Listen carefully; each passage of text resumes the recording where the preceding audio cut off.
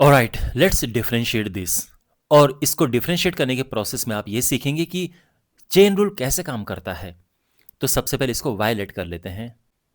तो यहां पे साइन के अंदर ये लॉग है, लॉग के अंदर ये टेन है, और टेन के अंदर ये रूट एक्स है, और इस पूरे की पावर में ये 4 है। तो 4 यहां पे लिखो या फिर यहां पे लिखो, एक ही बात होती है, बट यहां पे ये बेटर होता है लिखना। Now let's differentiate this. तो डिफरेंशिएट करने में सबसे पहले जो सबसे बाहर होता है उसके हिसाब से डिफरेंशिएशन होता है, और वो है पावर। ये सबसे बाहर है यहां पे। जैसे मैंने कहा कि ये पावर यहां पे भी हो सकती है, तो ये पावर सबसे ज्यादा बाहर है। ओके,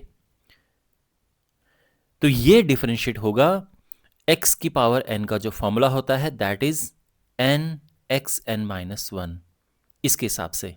यानी पावर आगे आएगी, बाकी कुछ डिस्टर्ब नहीं होगा, और पावर एक कम हो जाती है, 3 log 10 रूट एक्स। पावर के हिसाब से हो गया।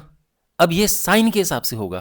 तो साइन का डिफरेंशिएशन क्या होता है साइन एक्स का, दैट इज कॉस एक्स। तो ये हो जाएगा, अब पावर भूल जाओ, we have cos log 10 root x. अभी खत्म नहीं हुआ है, इंटू, अब साइन के हिसाब से हो गया। अब और अंदर आओ, अब होगा लॉग के हिसाब से।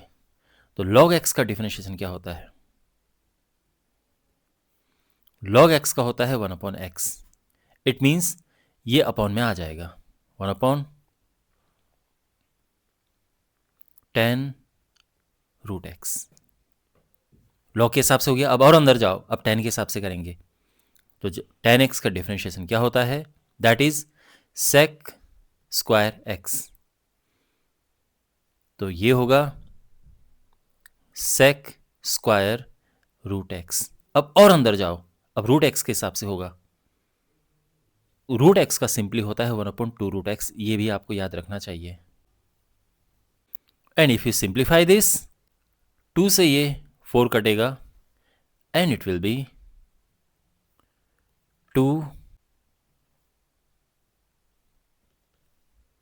And this is our answer. I repeat this process. सबसे पहले जो सबसे बाहर होता है उसके हिसाब से डिफरेंशिएशन होता है, और पावर सबसे ज्यादा बाहर थी उसके हिसाब से हुआ, और ये हो गया था। बाकी एज इट इज। फिर साइन के हिसाब से होगा, साइन का होगा कॉस, लेकिन बाकी एज इट इज। फिर लॉग के हिसाब से होगा 1 अपॉन दिस, ओके, और फिर 10 के हिसाब से दिस, और फिर रूट एक्स के हिसाब से ये।